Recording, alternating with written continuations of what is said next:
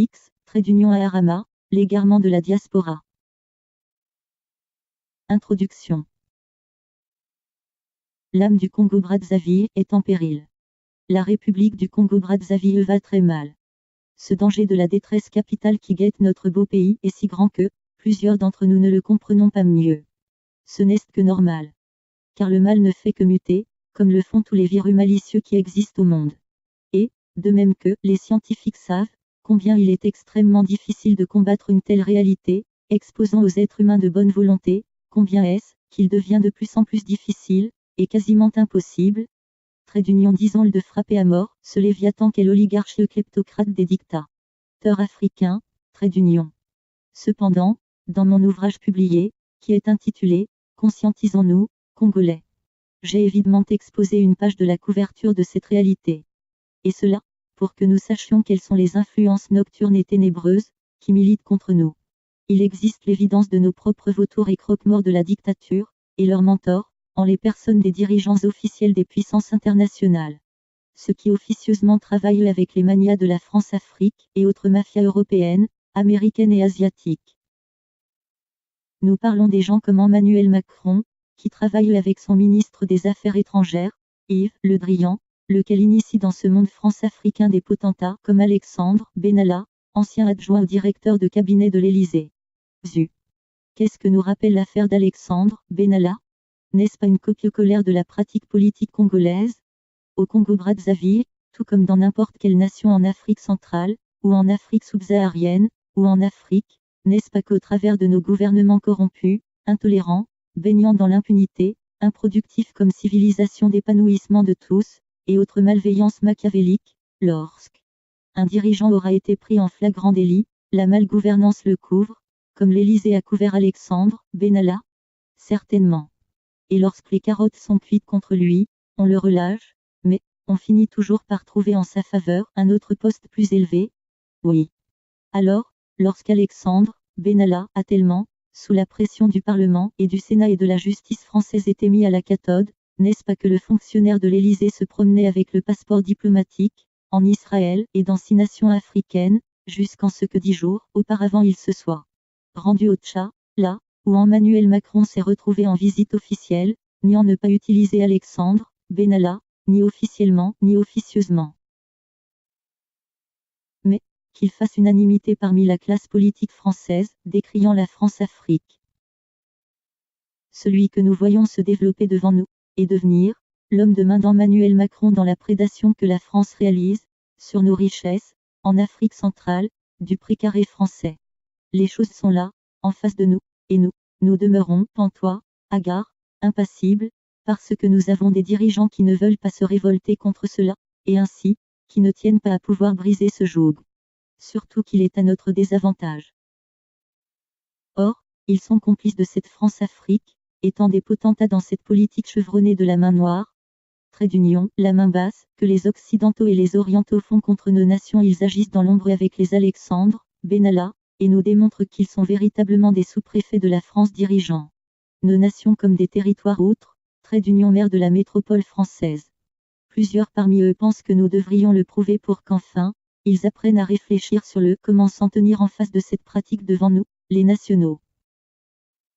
Mais, nous ne sommes plus obligés de nous comporter suivant les principes français, européens, américains, orientaux, dans les relations humaines du jugement que nous devrions avoir sur ces réalités.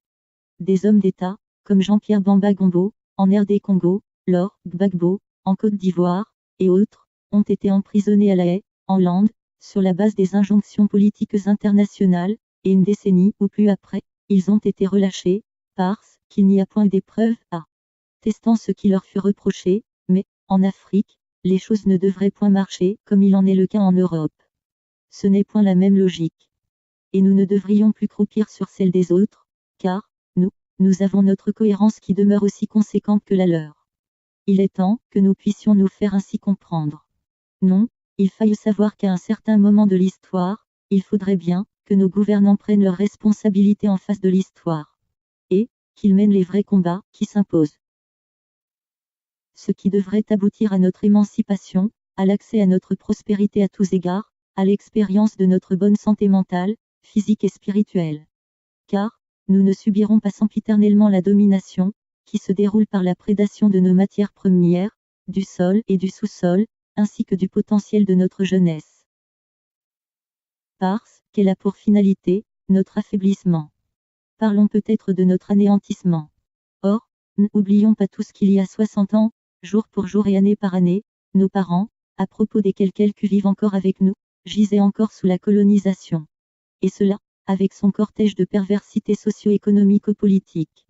Toute la rigueur du travail qui s'imprimait sur toute l'ère nationale coloniale, n'avait pour but, rien que le devoir de produire toutes les sortes de produits matériels et immatériels, qui se traduisaient dans l'abondance du fruit économique, financier et bancaire, minier, agricole et autres productions manufacturières, qui devaient être exportées en direction de la métropole, pour son développement. Trait d'union. N'oublions point qu'en cette époque, les puissances européennes évoluaient dans un entrain cynique. Celui de développer leur contrée nationale, par la portée des relations qu'ils glanaient en mer, loin de leur Europe d'origine. C'est-à-dire depuis leur nouveau foyer qu'ils entendaient acclimater, transformer en nouveaux pays européens, pour le développement de leur nation métropolitaine. Et aujourd'hui, existe-t-il quelqu'un qui puisse m'affirmer, après un examen adéquat, qu'il y ait eu un changement qualitatif et quantitatif, dans les relations, telles qu'elles sont menées, par la force et l'entrain européen, occidental et oriental? Il est temps que les Congolais comprennent quels sont les enjeux qui se traduisent dans les relations internationales, telles que nous sommes en train de les voir se manifester ainsi. Et faire savoir à n'importe qui que nous devrions nous battre pour libérer nos pays, car ce devoir est notre responsabilité à nous, les Congolais. Et nous ne devrions pas abdiquer. Sommes-nous obligés de croire que les choses ont changé depuis lors à maintenant même? Devrions-nous le faire? La réponse est non. Tout demeure dans un statu quo. Rien n'a changé. Les puissances internationales continuent d'aiguiser leurs armées, au travers desquelles elles réalisent la prédation des biens matériels et immatériels, du sol et du sous-sol, et de la jeune population africaine, qui cavale, ça et là, du continent africain au continent européen et américain, à la recherche de développement individuel, communautaire. Mais, il ne rencontre que hasardeusement, un entrain et regain de tremplin, qui puisse lui permettre d'accéder à la porte de ce progrès. Là encore, il faille avoir les moyens efficaces d'ouvrir cette porte. Tout ce que l'Africain parvient à glaner dans son périple européen et américain ne lui profite pas. Sur son 100%, il ne peut ramener chez lui que 5% de cela. Et là encore, il faille qu'il s'en serve. Parce que le système dictatorial ne lui permettra pas de fructifier cela. Car les marchés publics sont au profit des expatriés, des étrangers, des apatrides, qui composent la communauté ouest, trait d'union africaine, libanaise, aujourd'hui, la communauté rwandaise, chinoise, etc. Donc, leur action ne milite pas au développement de chacun de nous qui provenons de ces nations nanties de l'hémisphère nord. Des hommes politiques, comme François Mitterrand, l'initiateur de l'engagement de l'établissement du multipartisme en Afrique, à la suite de la perestroïka russe de Mikhaïl Gorbatchev, déclarait à la Baule qu'il était ahuri que les masses financières en provenance de l'hémisphère sud pauvre, et en direction de l'hémisphère nord riche, furent plus abondantes que celles en provenance du nord nanti en direction du sud indige. Le supplice quotidien est à son comble. Et, les Congolaises et les Congolais ne supportent plus, de vivre ce calvaire journalier.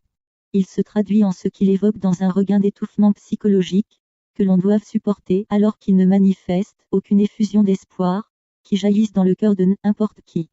Quiconque est froid, atterré et apeuré, craintif et plaintif, pleurnichard, inconstant et sans confiance du tout, en rien qui soit. Personne ne croit plus en personne. On se regarde avec les lunettes de la méfiance acerbe, mais, en tout cas absolue. L'ingratitude demeure comme une norme dans les relations de ceux qui pensent faire quelque chose pour sauver le Congo, qui s'écroule, sous le poids de la dictature, de la banqueroute socio-économique, du désastre financier et bancaire, fruit par une malgouvernance insensée, produit politique d'un cercle vicieux de ceux qui cavalent dans la corruption, l'intolérance et baignant dans l'impunité. Et, ceci devient de plus en plus écrasant, lorsque nous reconnaissons que cela est renforcé par la reddition socio-économico-politico-militaire. Le Congolais lambda le sait parfaitement. Ceux qui gouvernent et ceux qui sont gouvernés le savent aussi. Les deux camps antagonistes reconnaissent les tenants et les aboutissants de l'action de ceux qui appartiennent à chaque groupe cité. Cependant ceux qui dirigent l'État savent que ce dernier n'existe quasiment plus. Parce que ceux qui connurent l'État congolais dans les années 1960, Trait d'union 1970 savent parfaitement que, dès que les Congolais ont commencé à vivre au courant des années 1971, Trait d'union 1977, avec le président de la République populaire du Congo, Marien Ngouabi, l'État congolais périclitait déjà imparablement.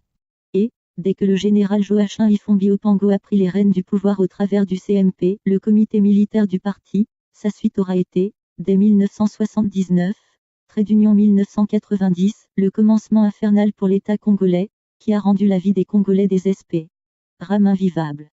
L'état d'âme de l'État congolais expirait l'âme dorénavant.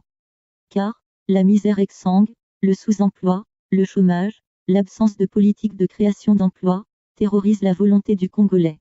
Et, la confiscation des biens financiers et bancaires au profit du clan Mille, en les déposant dans les structures et infrastructures occidentales et orientales, au Brésil, auprès d'un des magnats congolais nommé Louis-Sylvain Goma, qui gère les biens mal acquis financiers et bancaires, de la famille biologique et politique de Denis Sassou Nguesso. Un général qui aura été à l'avant-garde de l'édification de ce rouleau compresseur qui a détruit radicalement tout l'espoir de la civilisation congolaise de prendre son envol socio-économico-politique, au rang des traits d'union vos contemporains de l'émancipation des peuples modernes. Ces Congolais et ces Congolaises vivent mal le poids de cette dictature à eux imposée. Ils le font connaître de toutes les manières. Malheureusement à cela, le pouvoir en place utilise malencontreusement les forces militaires, gendarmes, policières, les agents secrets de la République et toutes les autres forces sécuritaires du pays, pour sévir contre les masses populeuses. Il existe une gestion tribale de la chose publique que Marien Ngouabi initia, puis Denis Sassou Nguesso la conduisit à sa perfection, au travers de tout ce qu'il aura mis en chantier depuis qu'il parvint au pouvoir. Lorsque la démocratie vint avec le premier président élu Pascal Lissouba, il se forme autour de lui, des caciques du PC, vêtus en peau du pas, qui essayèrent de se venger contre l'ancienne gouvernance. Ce cocktail idéologique ne paya point. Une gestion administrative des boucouteurs apparut. Celui qui avait déclaré que chacun de nous aura sa part, ne sut réaliser la fondation d'une gestion équitable des richesses nationales. Il paya néanmoins la dette congolaise ayant accru par le régime monopartite Sassoui. Et cela, au grand dam des manias de la France-Afrique qui profitent en réalité de cette dette congolaise pour s'enrichir. Cette bonne gestion que Pascal Lissouba témoigna devant les Français fut un affront. Les 38% à la place de 17% de la manne pétrolière, bien gérée, entameraient la marche vers le développement du Congo, Trait-d'union Brazzaville. Et cela est un affront de lèse-majesté contre la France-Afrique, et de Pasco et ses coquins en payèrent le prix par la guerre civile des Cobras, soutenue par les armées françaises, angolaises, gabonaises, tchadiennes, les ex-FA, les réfugiés rwandais, les milices cousues de toutes pièces par les lobbies commerciaux libanais et ouest, Trait-d'union africain. Voilà la France-Afrique et son système, qui ne tiennent pas que le Congo se développe, en interne, Trait-d'union ou un autre pays du précaré français en Afrique, ou de la zone FCHA, afin qu'il ne s'émancipe pas du joug consommateur des divers produits de l'industrie française, qui doivent être écoulés au Congo. Car pour eux, les Congolais ne sont qu'un chiffre d'affaires à conserver dans le portefeuille, et rien d'autre. Dans ce contexte, des forces politiques, syndicales, associatives, non gouvernementales, celles de la société civile, celles de certaines administrations, des individualités, des leaders d'opinion, des élites en national, essaient de faire quelque chose. Mais, ce qu'ils osent butent devant certaines forces, en face, desquelles nous ne devrions accuser aucune complaisance. Et nous étudierons cela dans les pages suivantes.